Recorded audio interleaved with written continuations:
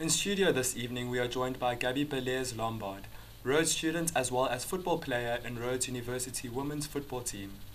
Now, Gabi recently wrote a striking piece that reflected on the mismanagement of the women's football team. This, as a result, has raised some debate around the way in which women are perceived in sports and the resulting treatment thereof. Gabi, thank you so much for joining us this evening. Now, please tell us a bit more about your article. Thanks so much for having me. I think I wrote that piece as a result of 3 years of pent-up frustration that we've been dealing with, that I've been dealing with since my first year at Rhodes. We've been campaigning for our team ever since I joined in first year. And soccer, as I mentioned in my piece, has always been a huge passion for me, and I've never stopped playing, and I've never faced issues as I have when I came to Rhodes. So I think I just wanted to shed some light on that, because I don't think people are actively trying to find out the issues that we're going through as much as we are trying to fight for ourselves. And it appears it has raised some awareness as I'm here today, and I'm really hoping that I can continue to make some difference as I tried to write honestly and tried to reflect as adequately on the situation that we're facing. I don't want to attack anyone. I don't want to fight with sports admin. I rather want to find a way for us to work together so that we can improve our situation. In your piece, you spoke about how this can affect the motivation of the teams. Tell us about that. Well, I think it boils down to some of the most basic things, such as facilities and kit. So if we see, for instance, this year the men's team got 2 new pairs of kit, as well as travelling tracksuits I think they had those from last year, but we have yet to receive any tracksuit of any kind. So when we're travelling, we have nothing to show that we come from Rhodes. I have my own purple bag, but I mean the next girl on the team doesn't. So we have nothing to say that we represent Rhodes. And for instance, last night when we played in the Fill Up the Field event, we were using the men's leftover kit.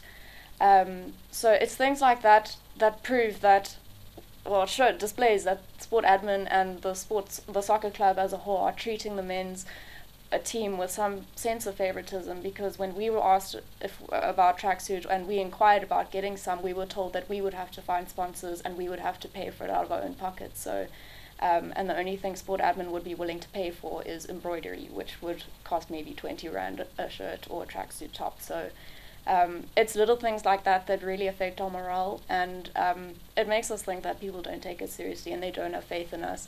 And it's not going to boost our confidence in any way, and we're not going to win games if we aren't supported by the structures that we exist in. So I think it all boils down to things as simple as that, and then reflected in much bigger issues such as finances and funding. So you've also mentioned how you've played sports since a young age and how you've also done sports overseas, soccer as well.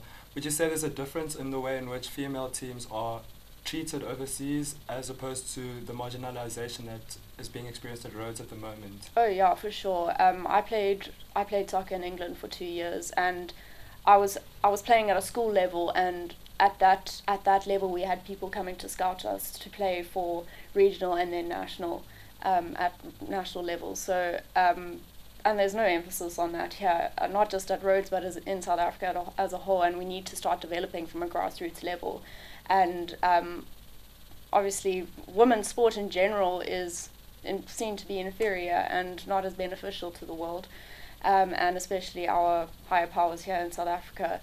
And we were definitely, when I was playing in England, I was treated as a soccer player, not a women's soccer player. I was treated as a soccer player, and the type of treatment I got is miles ahead. And Rhodes University, if they want to improve, they have a long way to go, and it does start from the bottom. And it's something as simple as coming to watch one of our games. Sio Magupeni, the head of Rhodes Sport, I saw him at InterVarsity after we had played our first game, and he has yet to watch any of our soccer games in my 3 years of being here. So I don't want to point fingers, but it is something as simple as that to make us feel like we are supported.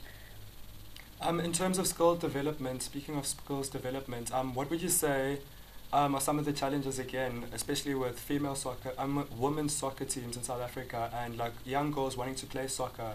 What are some of the hurdles that are continuously faced by? Well, I think the playing field in which female athletes try to exist in South Africa is very unequal.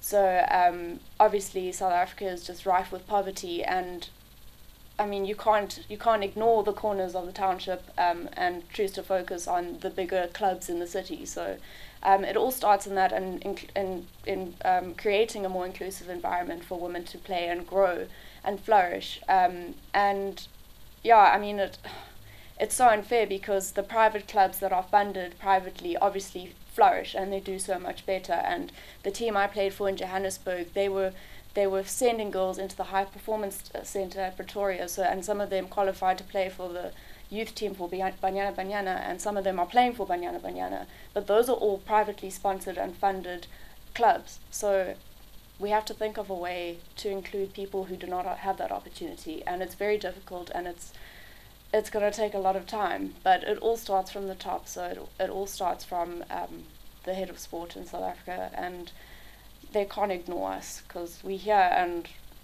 we want to grow, we want to do better.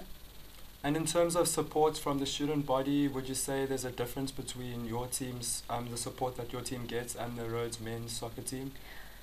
I would definitely say so, mainly because I don't think a lot of people even think of us. I think they think, oh, okay, there's a women's team as well, but the men's team. But I do think, I mean, last night we had the Fill Up the Field event, and a lot of awareness was created around that because there were posters, there were advertisements going up on Facebook every day, going onto the SRC page, so people knew about it, and we had a decent turnout last night. We had a huge crowd, but that was created by the Hilltop Boys. So it was great to know that we had support from our male counterparts, and it was really, really awesome to have that support. It made it feel like that we had people behind us, that we at least had our fellow sports people behind us. But it goes back to, again, there was no member of authority in that crowd. Sport admin was not there. So yeah, I definitely think that I have made my mark with this piece that I've written, and it has sparked a lot of debate, and a lot of people have thanked me for writing it, because a lot of people have actually said, I wish things were easier because we didn't actually know about this. So I think it's time for us to stop being silent, and I'm willing to face any consequences. I'm willing to do anything I can to boost our team to the level that it deserves to be seen at and respected. So yeah, I would love that the student body would be behind us every step of the way. Well, thank you, Gabi, for joining us today.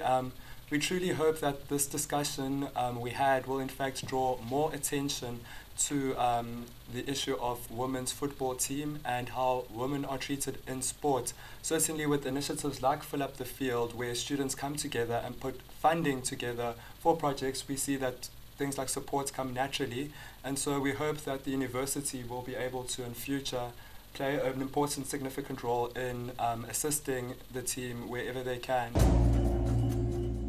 Unfortunately, we were unable to get a representative from the sports admin. We got a response to our email, and we were told that they were not aware of this issue until they got the email. They will be meeting with the captain of the women's team, sports manager and coach. We will also then follow up on that. Until then, that is it from the sports desk.